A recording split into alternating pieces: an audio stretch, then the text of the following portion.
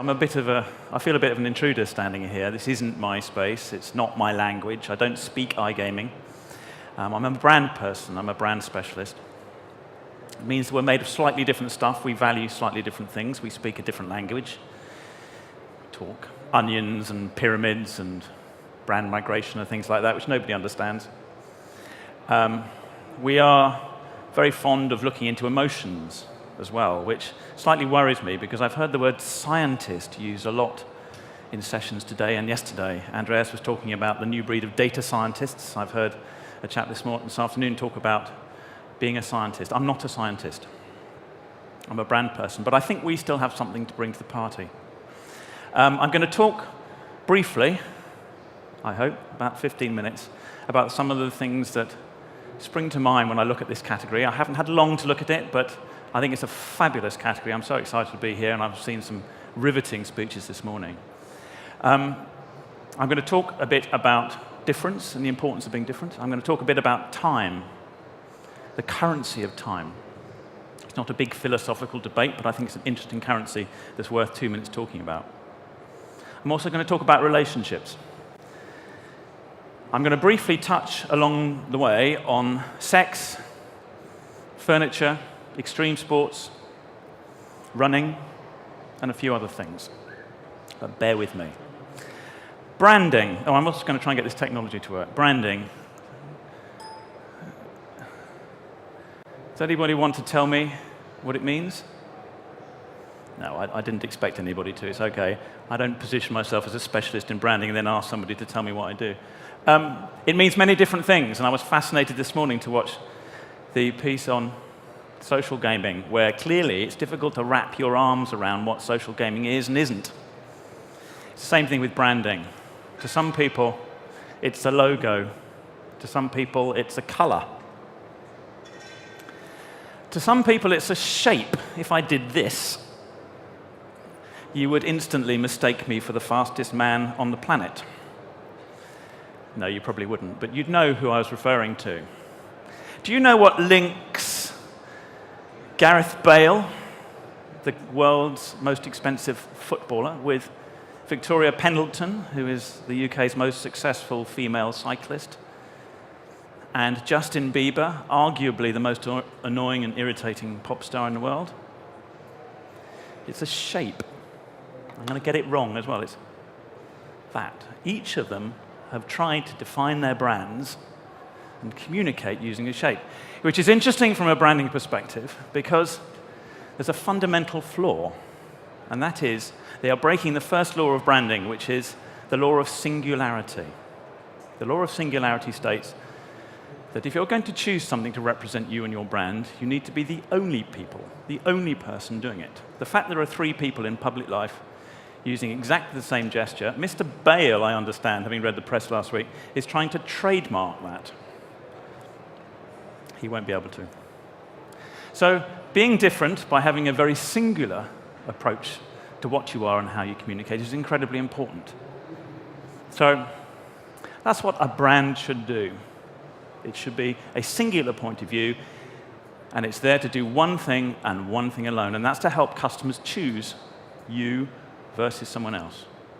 That's what a brand does. It's everything you do to help the customers choose. So if you are saying the same things as everyone else, and you're using the same language, you're using the same shapes, you're using the same colors, you're not helping customers to take a choice. And it's worthwhile remembering that. So why? Now that we've helped customers take a choice, why? I've got a few slides yet to come, but there's one killer slide. It's coming up in a moment. It's not this one, I don't think. Actually, I think it is, having said that. Does anybody know why we brand? Yes, the answer is because a successful brand will add value to your business. A successful brand will add value to your business. There's no other reason to brand. You help customers take a choice to choose your product or service. That adds value to the business. Does anybody know who the biggest brand is in the world today?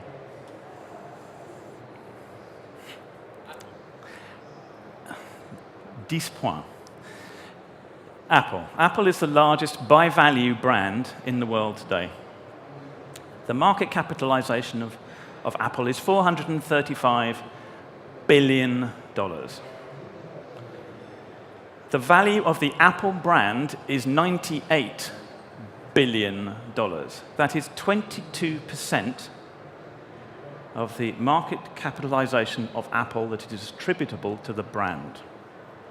I think it's worth focusing on the brand. Second biggest brand, anyone? Google. Third biggest brand? Coca-Cola. Completely different kettle of fish, a much smaller business, coming in at $170 billion. The value of the Coca-Cola brand, $79 billion. That's 46% of the value of the business is attributable to the brand.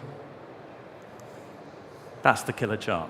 If you remember no other charts from this 15-minute session, remember that one. That's why we're here as branding people. So, where does our business, the business of this hall, and you great people fit in? Gaming, iGaming, gambling, call it what you like. Well, I took the liberty of looking at the 100 most valuable brands, which Interbrand very kindly published the week before last. And I looked for gambling brands, gaming brands, iGaming brands. You don't need to read them all. I've looked through that chart. We're not there. That's the top 30-odd. Next 30-odd. Again, we're not there. And frankly, there are some fairly dull brands there, which are slightly irritating. Down to 100, we're not there. We don't have big brands in our sector. OK, so maybe we're just not big enough. Maybe we're cool. Maybe we're exciting. So I looked at a different study, which this time was just in the UK, at cool brands. Sorry, there's a chart before that. Which categories are they in? It's always important to have at least one chart that nobody can read, not even me. Automotive is the big purple one. Financial services, FMCG. Technology, really interesting, because if you'd done this 5 years ago, you wouldn't have seen technology brands up there. I want to see, next time, a gaming category. And we'll be our own color, and we'll have several brands in the top 100. There's absolutely no reason why not. So these are the cool brands, and no, I'm far too old to recognize most of them. I spin through them, top 100 again, we're not there. So we're not big, we're not cool, but we are in a very exciting category. We're growing rapidly. Where are the game brands? They're not there. Why? Well, I couldn't help but notice how well this category is doing. And if you take the broader category of gambling, over half the world's population gamble in some capacity. And if you take a narrower definition of iGaming, year-on-year growth over the last 10 years is over 23%. It's going really well. And therein lies the problem. When it's going really well, it's very easy not to look at your brand, because everyone's getting richer. Forgive the slightly hackneyed metaphor here, and I'm sure you're very familiar with this. Does everybody know this metaphor about toads in cold water? If you put if you put a toad, apparently, in cold water and heat the water gently, it doesn't notice the change around it, and then boils to death. It's a metaphor. My point is there's rapid change happening in this category, and there is gradual change happening in this category. And the brand bit is gradual. And whilst we're focusing on technology changes, and consumer changes, and platform changes, product changes, behind this, there is a brand context that is changing. I want to see, as I said, in 3 to 5 years' time, this chart, where some people within this room will have identified the branding challenges, done something about it, and we're up there. That's what I want to do. I'll come back here in 3 years if you invite me. So, where do you start? So, as I said, I'm fresh to this category. I'm losing my EiG virginity today. I'm not a habitual gamer. Let's come into the category, and what are we faced with? OK?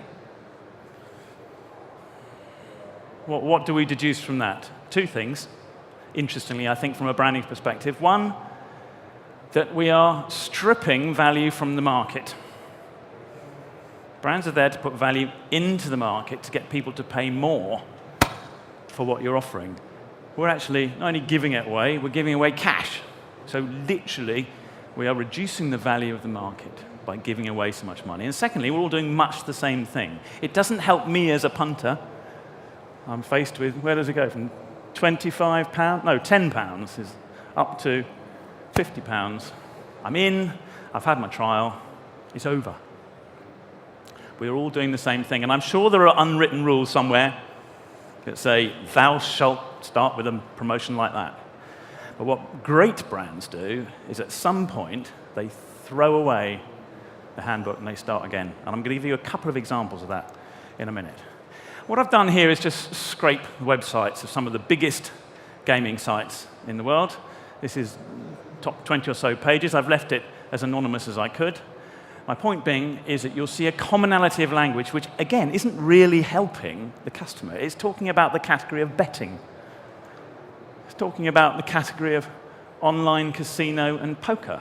I mean, they know that. They're in your site. It's talking about bets and betting. We're all using much the same language, which is not really helping customers choose between us. I'm going to use as a parallel an example cars, and it's a few years old, as you can tell. And this is what happens when industries and categories and brand owners get in a zone and start talking about things in the same way and leaving their customers behind. So this says, congratulations to Audi for winning South African Car of the Year 2006 from winner of World Car of the Year 2006. Chest beating.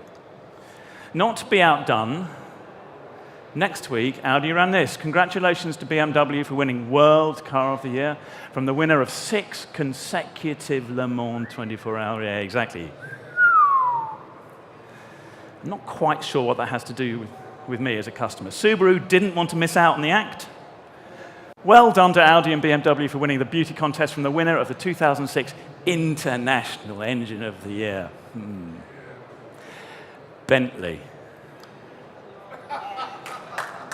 I guarantee you will only remember one of those pieces of communication. That's my point. So we need to think about a few things differently. And we, first of all, need to rethink about how to be different. Because I think we've established that being different provides you with a great platform to build your brand. To start with, you need to, what I describe as dig in a different place. I was really interested to see some of the insight stuff that came this morning from the 2 presentations, which they were very kindly shared with, hopefully, many of the people in this room.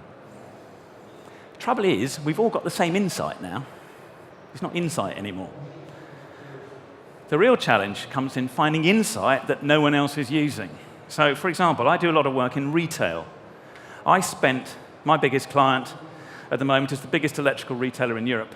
When I started working with them, I spent a whole week sitting in the back of one of their service vans, going to people's houses with an engineer to see how we set about solving people's problems with a screwdriver, mending their washing machines, laptops, TVs. I learned more in those 5 days going into people's homes, watching how this technology fitted into their lives, the stresses and strains of what happens when it's broken, than any piece of data that I've ever seen. So dig in a different place. And the best thing to do is to try and dig in a place that gives you a competitive advantage that's sustainable. Now, we all know in categories that move as quickly as this, the importance of trying to get ahead, trying to be innovative with your product. The trouble is, other people can copy that relatively easy. Trying to get ahead with your promotion. We saw from that chart earlier, £25, £30, £35. It's very easy to copy. The most sustainable source of differentiation for any organization is to look at the why you're doing it, not what you're doing. What do I mean by that? Shoes now. Nike, they sell shoes, don't they? No, they don't. Their founding belief is to empower people, to bring out the athlete in all of them. Just do it. That's a statement not about trainers, it's a statement about an attitude towards life. IKEA, I noticed there's a massive shed right opposite here, actually. It's all about selling furniture. No, it's not. It's about democratizing design. It's about putting great design in lots of people's hands. Extreme sports. I've got to warn you here, there's a bit of a health warning that comes with this. I'm about to swear. I've sat through 24 hours of presentations, no one has sweared yet, and I'm really sorry. I'm going to do it 4 times in quick succession in a moment. So it's in the name of branding, it's not gratuitous. Extreme sports that used to be a client of mine. The why, when you talk to Al Gosling, their chief executive, what's the why behind the extreme sports brand? The answer is, why not? Perfectly captures the attitude of the brand that distinguishes it from every other TV channel and indeed merchandise range. Why not? If it's there, try and conquer it. Why not? And the values, the guiding principles that differentiate it. You ready? Fuck me, fuck you, fuck it, fuck off. They are their organizational and brand values. And when the shock's worn off and you think about it, it's absolutely bang on for their audience. This is my favorite. It shows, it's a piece of communication that ran only once in the Super Bowl. It's 30 years old. But the principle, the why behind this company, which is about a dissatisfaction with the status quo, is as true today, 30 years later, as it was when this ran. Today we celebrate the first glorious anniversary of the Information Purification Directives. We have created, for the first time in all history, a garden of pure ideology, where each worker may bloom, secure from the pests of any contradictory reports. Our unification of thoughts is more powerful a weapon than any fleet or army on earth. We are one people, with one will, one resolve, one cause. Our enemies shall talk themselves to death, and we will bury them with their own confusion. We shall prevail. On January 24th, Apple Computer will introduce Macintosh. And you'll see why 1984 won't be like 1984. It's all about the why. And even now, the strength of that brand enables it to go into any areas, from computing to music to photography to phones, based on that why. Second thing I said I wanted to talk about is time. I'm going to keep this brief because we can always explore it a bit more in the panel session. I came at this category and I couldn't work out what it was that was troubling me so much. And I think I've nailed it. At least I've got this hypothesis, which is that you don't value time in this category. You try and get rid of it. It's as short as possible, and you don't give your customers time. And actually, having seen the way this business operates around here, I can see where it comes from. We're a very, very busy group of people. The problem with that are twofold. One is, it doesn't give you a chance to feel anything other than an adrenaline rush. And what brands do brilliantly is they engage with people on an emotion level. And consequently, it's very easy for all gaming brands and iGaming brands to engage exactly the same way around an emotional adrenaline rush. There you go. There's another one of your leading 10 gaming sites. It actually uses the word now.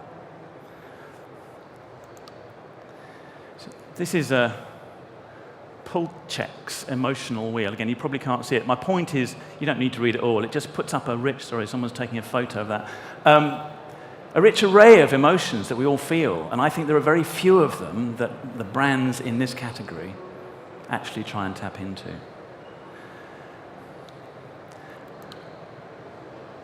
It also doesn't give them the chance to think long term. It pains me to put up a Manchester United manager here, but one manager, 38 trophies, 20 league titles, 123 million net spend. The other end of the country, 9 managers, a third of the trophies, a tenth of the league titles, record losses. Again, it's a metaphor, it's a parallel. But if we don't value time, it's very difficult to stand back and say we're going to take a long view approach. All those brands I've talked about earlier, the most valuable brands are the ones that have a long-term view of the brand, the long-term view of the product, the long-term view of the sales. Finally, relationships. This is interesting. This is not a survey done in your category. It's a survey done in online services. Online, sorry, I'll start again, financial services, by the Harvard Business Review. And it showed a very interesting point here, which is that the percent increase in profits in these areas of business with a 5% reduction in churn. I was staggered by this. Credit insurance, 25% increase in profits up to branch deposits, 85% increase in profits with a 5% reduction in the number of people that fall out the bottom of your business. Now, the very visible part of your business is acquisition. I'm sure there's a lot that you're doing on retention, but this tells me whatever you're doing in retention, it's probably not enough, because that's where the real profits are going to be. 3 organizations, what links them? Relationships. You'd expect it with Four Seasons, a brilliant, high-end, service-driven business. Sky beat everybody who gets in their way. One of the most interesting things about Sky is that they usually do it with customer service. People don't realize this. When Sam Chisholm in 1993 launched Sky in the UK, he refused to define the business as a broadcast business, as a distribution business. He defined it as a customer service business, because it was customer service that was going to beat the cable industry, and that's exactly what he's done. Apple, again, technology company, yes. Retailer. They completely changed the rules of retailing. I know this because I do a lot of work in retail. They have the highest margin per square foot of any electrical retailer in the world. And yet when you go into an Apple store, it's a nice experience. There are lots of people, and you relax. Last slide. When it comes to relationships, I think one brand has done more than anyone else to change the relationships in an existing and fairly dull category. This is a telecoms company. We'll be very familiar with it.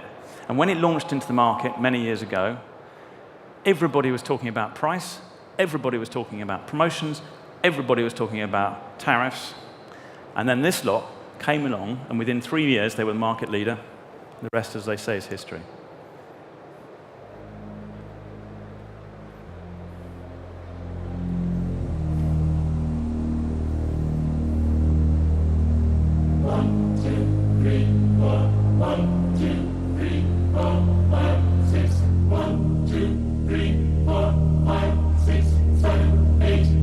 In the future, you won't change what you say, just how you say it. In the future, they'll think it's strange that voices ever travelled down wires.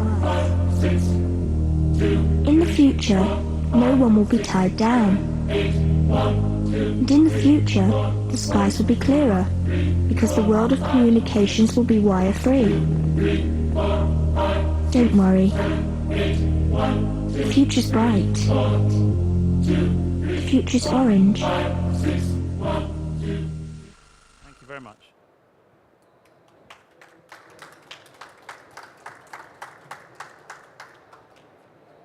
I'm not saying any more.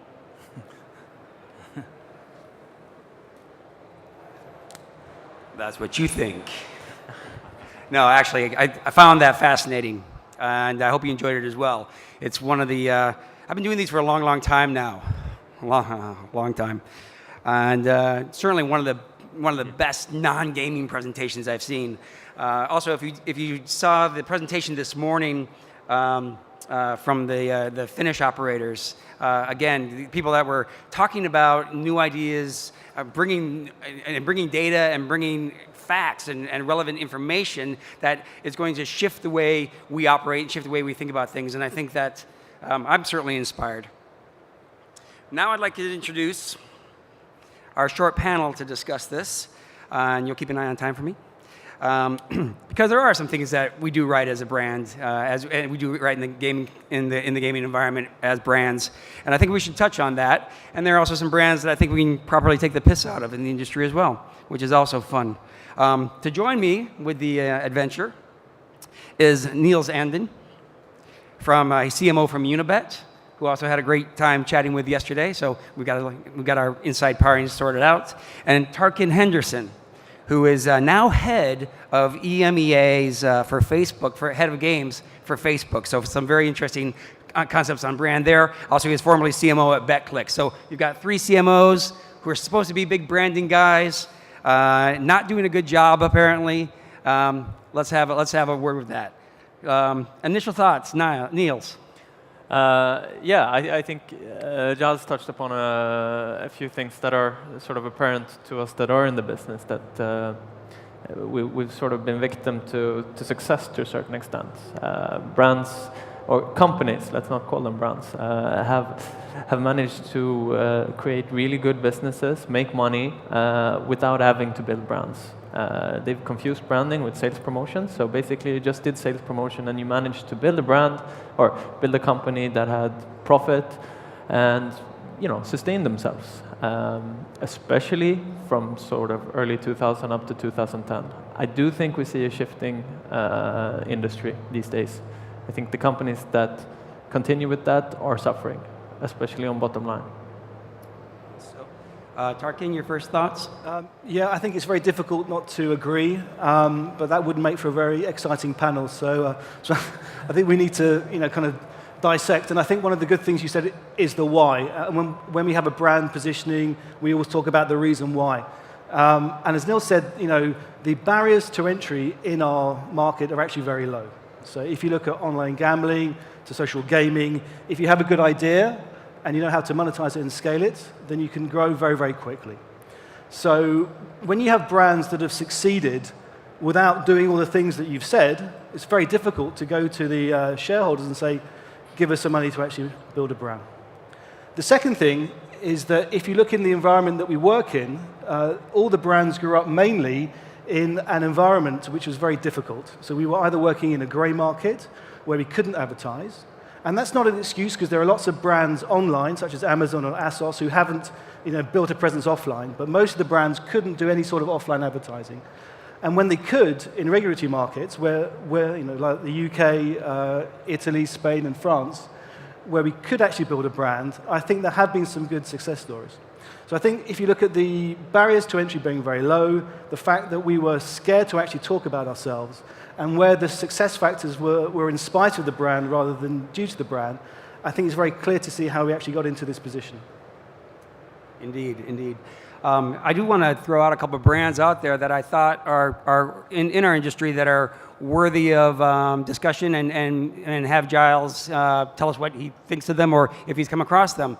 I'm going to be selfish and start with a high street brand in the UK that's been on this high street for over 21 years, so it's a little bit of time, and at over 140 locations, and now, of course, it's all online. I'm referring, of course, to my own galabingo.com, the UK's number 1, number 2 bingo operator, depending on how you want to mention it. Is Gala Bingo not a brand?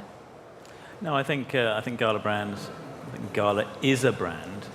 And it's a brand because it means something to its customer base and to a whole raft of people, and I suspect of a certain age and demographic, possibly. I mean, we saw some very interesting data this morning about what the demographic profiles were of each of the main betting brands. I forget where you were. I'm sorry, I should have... C2D women. Yeah. Correct. So I think you have a heartland. I think the challenge for you, well, the good thing and the bad thing, the good thing is that if you're number one, you can behave differently as number one, because that's what being number one in a brand enables you to do. You are defining the category. Everybody else has to look at you and decide how to beat you. However, if you stop being number one, it becomes an altogether different proposition, because then you have to focus on what you are. You can't be everything in the category as a number 2 brand. So take Coke and Pepsi, for example. Coke is number 1, Pepsi's for youth. Okay? Car brands, I don't know who's number 1, Ford or whatever. Number 1, BMW, it's about driving the experience. You have to target a space. Because the general rule of branding is that the broader the scope of your brand, the weaker your brand, unless you're number 1. So yes, you do have a future. What about poker brands such as Full Tilt? It's gone on full tilt, of course, in the past years, but during the day, arguably they had a great brand presence. a very particular brand style, and we're delivering for a long, long time a very good service. Same What's sort of the niche question? thing? The same rules will apply. You have to be relevant. You have to have a narrow enough scope so that you're really powerful in a place that you can call your own. And if someone comes and attacks you, you need to understand why you're losing customers. You need to defend those flanks, but you don't lose sight of who you are.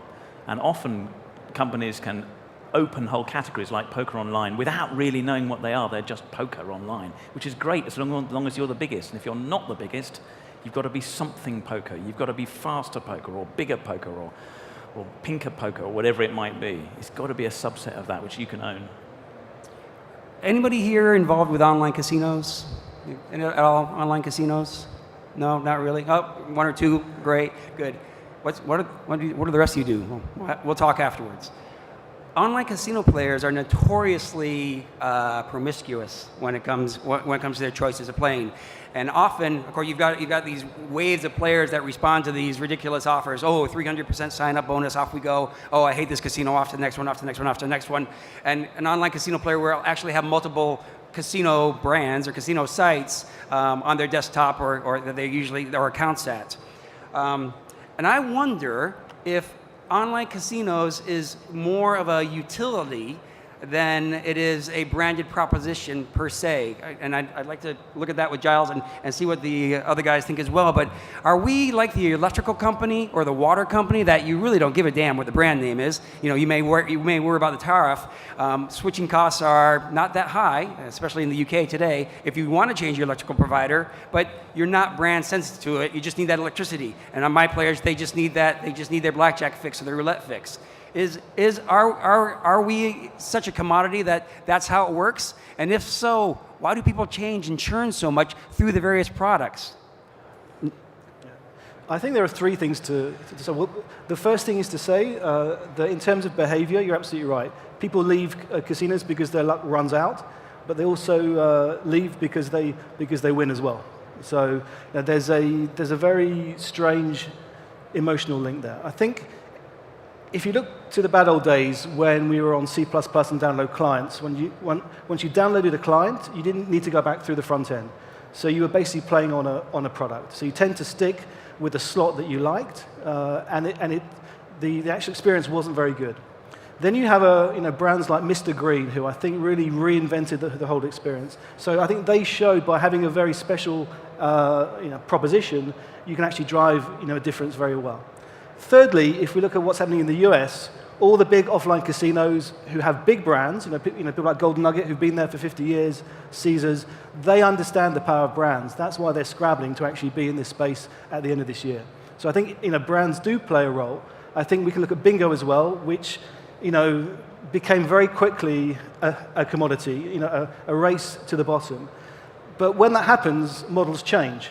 And we've seen that bingo preceded pretty much the freemium model, which we see now in social casino and social gaming, where you can have a good business. So I think one thing that we've learned in this category, this is why it's so exciting, is that innovation changes very, very quickly. And from that, brands grow and new propositions arrive. Yeah, I do think brand matters within the casino category as well. Just one example would be, if you look at the three biggest casino revenue companies in Europe, I would say they're all sports books that just happen to have a casino on the side. But yes, the customer tend to have perhaps more accounts, but they will still be loyal to that particular sportsbook, for example. Because sportsbook have, perhaps in the past, been better to build loyalty and brand loyalty than casinos, because it's more of a unique proposition in general. But I think we will always see this, especially now when we see regulated markets. You will see 80% of the market will be within branded territory. And then you will have 20% of the market, which are these players that will flutter, always flutter. And those guys, you can't win on brand loyalty. Those you can only win on user experience and promotions, basically. But within the bigger sphere, there will be brands who will win that category as well. Interesting. All right, let's touch on one item. I'm not sure how much time we have. Where's my timer gone? You'll give me a shout. Oh, thank you. We have another 5 minutes, which is fantastic. Let's touch for a minute on the emotional connection that we as operators expect to make with our players, and that beautiful drawing, which I need to get a copy of the range of humans' emotions. Giles, can you drill down on that a little bit more for us and help explain what do you think we're missing out on from the emotional spectrum? Well, as I mentioned, I think the fact that we rush people through our brands and experience so quickly means that we're not affording people the opportunity to express emotions. We did some research last week in preparation for this, and we asked people what emotions they felt along the customer journey, and I'm sure anybody familiar with the customer journey of any of these products, be it poker or bingo or whatever it is, there are highs and lows. There are things that you feel at different times. There's the obvious one, which is the excitement at the end of it, but there is the anticipation beforehand. There's a different type of anticipation you build up when you think you're going to win or the event is about to take place. There is a different emotion again when the event is actually happening. There's a different emotion again if you win from when you lose. And there's probably a different, when you lose, there's probably several different emotions that happen sequentially. So anger, disappointment, acceptance. I'm making this up, but you can see a whole range of emotions, and I don't see the brands showing any insight about that. I see the brands going, it's really exciting, you can win, hooray. And if you haven't won, it's come back and have another go. That's quite narrow in terms of exploring emotions and enabling people to engage. Interesting. You look ready to say something. Yeah, well, I think you're absolutely right, but the brands that have understood that, brands like Paddy Power, they have a fantastic personality. They've understood their consumers. All the touch points are very consistent, from the email out on a Friday evening, which is very irreverent, through to their on and their offline comms. So when you understand, I think, the positioning and how you can actually drive it through all your touch points with a narrative that's very strong and very consistent, as you say, that it works. I think one of the failures is that it's the exception rather than the rule. I agree. I think Paddy Power are exceptional at this. I should have given them more credit. I think they're extremely good at what they do. I think it's interesting. I think there's several key drivers why people actually gamble. And I think the excitement factor and sort of the self-fulfillment part that, I knew better than the company did in terms of who was going to win that football match or similar. That is what I would say 99% of the companies in this business try to piggyback on. But there's other drivers out there as well. There's drivers like, okay, I feel maybe maybe we have a pool together. It's a belonging. It's a relationship that I build with my mates. Because we sit and bet together on a Friday night.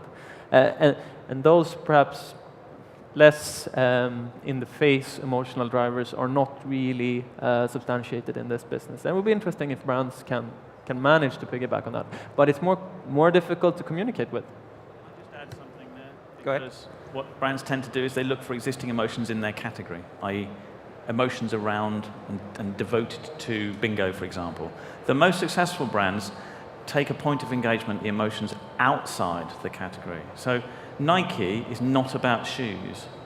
It's about empowerment. Now, empowerment lives in so many different areas of people's lives, and this is how it applies to shoes. Democratized design doesn't simply apply to furniture. Why not? And the 4 values can apply to anything. It happens to apply to extreme sports, but it's an approach to life. And that's where the really strong brands look and find values and truths and whys that stick with people. I could stand here and do this all day, but I guess it's time for me to open up the floor for any questions to Giles or any of the members of my esteemed panel. Here comes the microphone. Esteemed panel. I got to say that. Hi. A quick question. I think for us, I'm the founder of Yazino, and brand, for us, we take it extremely seriously.